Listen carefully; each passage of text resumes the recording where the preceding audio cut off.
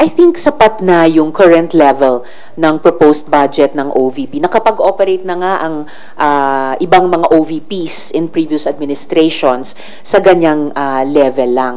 At hindi ko na binago pa yung lumabas sa House version na may mga pondo sa propose sa programa ng OVP na mukhang repetition ng mga existing programs ng ibang mga department, bagamat may mga amounts mula sa budget ng OVP na inilagak dun sa mga department na may parehong-parehong programa, pero naka-earmark naman para sa beneficiary identification ng OVP pa rin.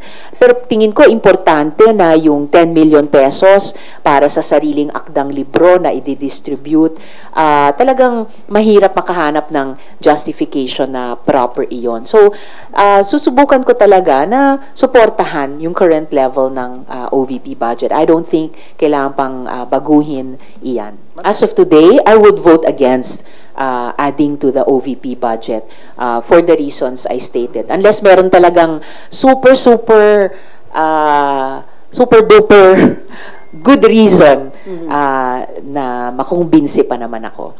Okay, we have 6 minutes dahil aalis si Ma'am ng 12 o'clock. May Ann. Ma'am, yung super duper reason na makumbinsi kayo, sabi ni VP kasi pag nang natili yung 700M, may 200 employees silang matatanggal from yung mga mga satellite offices po nila.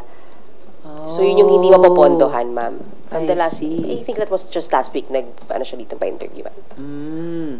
Well, of course, ayaw naman nating mawalan ng trabaho ang mga kasamang nagtatrabaho sa gobyerno. Pero kung yan ang i-raise na dahilan, hihingin ko yung mga detalye. Kasi kung naka-locate sila sa mga regional offices, baka naman pwedeng i-place or ma-second sa regional offices, halimbawa ng mga department na hahawak ng earmarked funds ng OVP para sa mga particular na programa.